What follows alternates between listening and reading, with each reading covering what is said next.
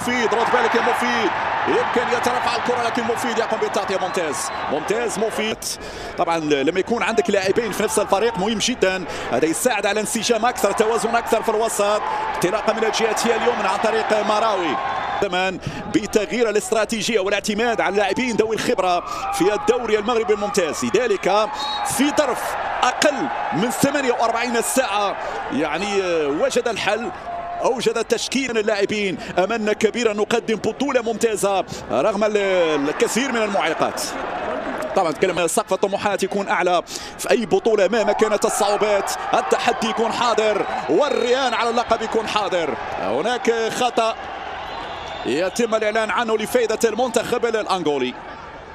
فكرة واضحة، الرياحي يلعب للأمام، ممتازة ناحية مهراوي والكورنر الأول، الركنية الأولى مغربية الآن.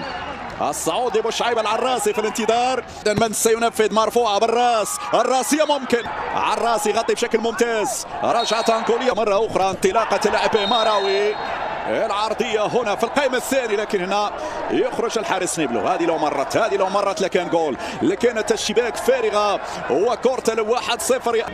يدي واصلة لمن معفوطة، ممتاز الوادني، يقطع الكرة بهدوء الوادني والانطلاقة في الكونتر اتاك، يمشي يا خالد ايتور خان ولكن اقرب الوادني بالعمري، يمشي بالعمري السرعة، ايتور خان في القائمة الثانية ولكن بعيدة على مروعة، لم يكن متسلل ولكن الكرة مشات بعيد. اوسي يتقدم، من يخرج لقطع الكرة؟ اوسي يرفع، اوسي بالراس انس، يلتف انس، يمرر الكرة لمفيد، عندك مساحة يا مفيد، امشي يا مفيد، محمد مفيد، اين العرضية يا مفيد؟ العرضية والمتابعة، الكرة الثانية، التسديدة مرة جانبية، الكرة تمر جانبا عن طريق خالد ايتور خان. أول تسديدة لأيتور خان من خارج منطقة الجزاء، وأول صعود لمحمد مفيد هجوميا، أول صعود. هذه الإعادة، وتكلم دائما عن دور الأظهرة، الظهير الأيسر المتواجد بخبرته مع منتخب المحليين، بينما أنس باش في المنتخب المغربي. كرة للأمام والرأسية بعد ذلك لكن حارس المرمى نيبلو يتابع كرة الوادني، ممتاز الوادني، ارتقاء أعلى من الجميع ولكن وصل الكرة لبوشعيب العراسي، مفيد في الانطلاق، يلعب باس ممتازة في دار المدافعين، يمشي لمهراوي، ارفع يا مهراوي، مرر يا مهراوي، والتسديدة الأولى والثانية، اضرب في الزاوية 90 والكرة اوت إلى الركنية.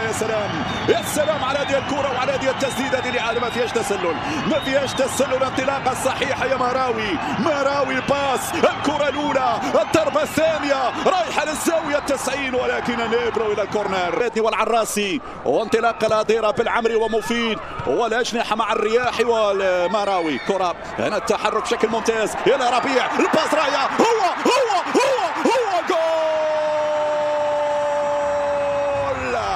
الضربة هذه المرة في الشباك يا الرياحي، تذكر يا الرياحي ماذا قلت، القادمة ان شاء الله في الشباك، الباس من اجمل ما يكون والرياحي يكمل الشباك. هذه المرة الطريق سالك للمرمى الأنغولية، 1-0 لأسود الأطلس. هنا الزئير للرياحي وهنا الفرحة للرياحي مع بقية الزفاع من الوادني. مفيد، هنا التمرير، هنا العرضية، هنا خالد، هنا الثاني ممكن ربيع مرة أخرى يستحوذ على الكرة، ربيع فنيا حارس نيبلو بالعمري مقوصة بالعمري وبالراس، بوشعيب عراسي في القائمة الثاني والكرة تبقى مغربية من خلال هذه الركنية. نيبلو من لبسها والكرة حرمات يمرر في المساحة الآن وانطلاقة من الرياحي، عماد العرضية ممتازة بخارج القدم ومروعة بعد ذلك يفقد أمام تونس 3-0 في المشهد الختامي، بينما انطلاقة جهة اليسرى لكن بعيدة. هذا أفضل إنجاز على فكرة بالنسبة لمنتخب أنغولا الذي يشارك للمرة الرابعة، بينما الميوز كان هناك في الدار البيضاء 3-0 أمام أو 4-0 أمام نيجيريا. توقف تقني، كرة للجهة اليمنى وانطلاقة أنغولية الآن والعرضية لكن الدفاع، برافو الوادني منتخب أنغولا. الجهة اليسرى غوغورو والمهدي الأحرار، برافو، امشي بالكرة لمن؟ السلام لغوغورو، مفيد يأمن الكرة، برافو، أمن الكرة مفيد، عامل شغل كبير دفاعيا في المحاصرة والتأمين والتغطية. محمس ماتياس وبن عمري، ماتياس يرفع كرة في القائمة الثانية، مفيد دفاعيا. كورو يصعد مع جيلبرتو، يقطع بعد ذلك هنا المفيد. لازالت أنغوليا. برافو أنس، برافو أنس، برافو أنس على الجهة اليمنى. هناك علم مرسل لكن في الودني. الحكم يقول خطأ، الحكم يقول خطأ. الودني في الصراع مع اللاعب جيلبرتو بطاقة صفراء.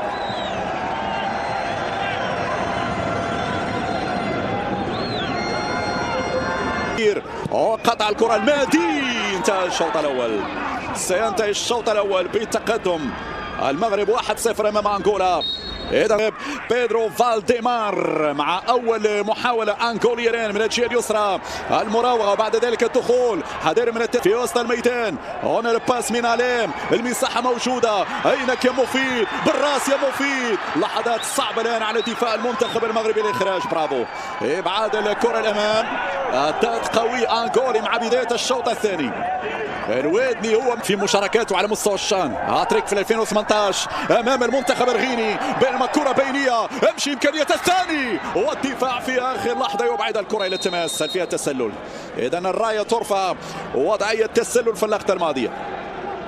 على فكره في تاريخ الشان منذ 2009 اسماء قليله سجلت الثلاثيه، اسماء قليله من بينهم ايوب الكعبي وسينغولوما لاعب زامبيا في 2009 امام الكوت ديفوار، وتشيسوم شيكاتارا اللاعب النيجيري 2016 لما فائدة هنا المنتخب الانغولي على الطرف الايسر. هذه قد تبدو صعبه، العرضيه الاحرار يتصدى لهذه الكره في صافره. رايه مرفوعه سلامات. هنا المادي الاحرار في التصدي الماضي، شجاعه كبيره يظهر المادي الاحرار هذه السنة على فكرة، ولا بد أن نشيد ونشير إلى هذه المسألة. لاحظ هنا لا وجود للتسلل، انطلاقة بهذه الكيفية عن طريق جيلبرتو كيف ما كان القرار، ولكن هنا الأحرار يتصدى والحكم يقول في خطأ. هذه الإعادة مرة أخرى، جيلبرتو الأمامية لمن؟ انطلاقة من الجهة اليسرى لفائدة اللاعب هنا لمروعة. ماذا سيفعل؟ يعطي تمريرة ممتازة والدخول من عماد لم يمر، والكرة اوت إلى التماس. يبقى مغربي، التماس لفائدة المنتخب المغربي. السقوط لأحد يجد منتخب المحليين بأسماء مهمة جدا. الأرجح سيكون البداية وتكون انطلاقة شهر سبتمبر، بينما كرة صعبة جدا. والأحرار برافو يا ولد، برافو المادي الأحرار، يتعمرق أمام باسينسيا، يتصدى أمام باسينسيا كرة الرجوع، ولكن الأحرار يؤمن المرمى. الأحرار يحرر اللاعبين من في الجهة اليسرى، انطلق انفرد بالأحرار، ولكن المادي يتعمق. بينما كرة يمشي تستقر في الشباك، يلعبها 19 منتخب. بينما كرة أنغولية من الجهة اليمنى، البحث عن الفجوة، البحث عن الممر، التسديد ولكن بعيدة. كهداف للنادي البركانية وكمساهم في تتويج بلقب الدوري والكاف. هنا العرضية بالراس، يتدخل بوشعيب العراسي. لا زالت الخطورة ولا زالت المناورة ولا زالت الهجمة قائمة أنغولية. هنا في القائمة الثانية بالراس، عماد يدافع ويساند، وهنا العرضية لكن في أنس في اتجاه مروعة.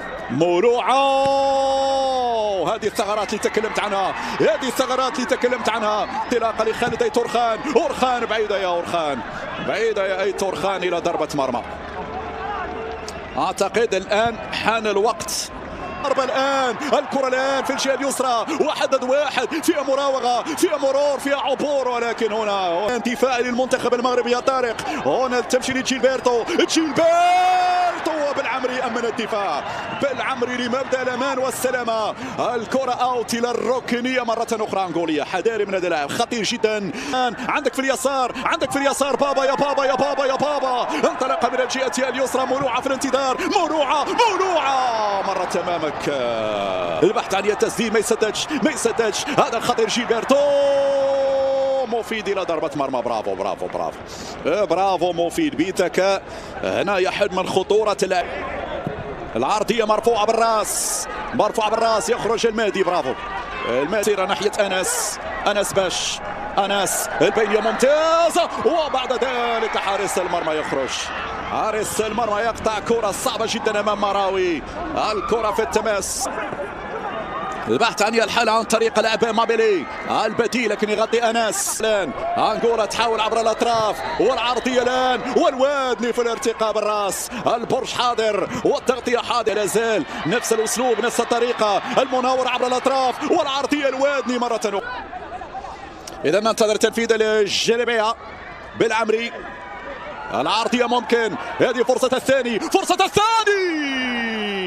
يوسى الكعبي والصافرة تأتي. نعم، فرصة الهدف الثاني تضيع، والصافرة الكاميرونية تمنح الامتياز للمنتخب الأنغولي. الكعبي يونس هل يضع بصمته في هذا الشان؟ البينية ممتازة والتغطية الدفاعية موجودة. انطلاقة في المرتدة، هذه فرصة المرتدة، هذه كرة المرتدة، هذه كرة المرتدة، هذه كرة الثاني. يمشي تقدم، اضرب اضرب اضرب اضرب، ولكن الكرة في الكورنر.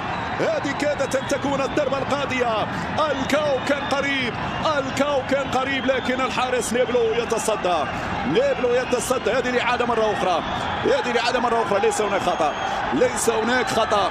إعادة حداري العراسي، حداري العراسي من مثل هذه الكرات. إن شاء الله الآن يجي من خلال هذه الركنية الراسية. ممكن الراسية والثاني. نعم، الوادي الوادي الوادي، مروان الوادي يضع في الشباك. الكاو ياتي في الدقيقة 82. هنا السجدة لطارق السكتيوي، فرحة لطارق السكتيوي. يعرف أهمية البدايات، أهمية الانطلاقة، أهمية الثلاث نقاط في الدور الرسمي الأول. الوادي البرج العالي، الوادي المتألق دفاعيا، حاضر هجوميا، إغالة الكل ويضع الكرة في الشباك. قلت إن شاء الله يجي الثاني، إن شاء الله تجي الضربة الأخيرة، إن شاء الله تجي كرة الشباك. هاي حضرت. نعم، عن طريق اللاعب الوادي. هذه الإعادة مرة أخرى، هذه الإعادة الوادي في الزاوية.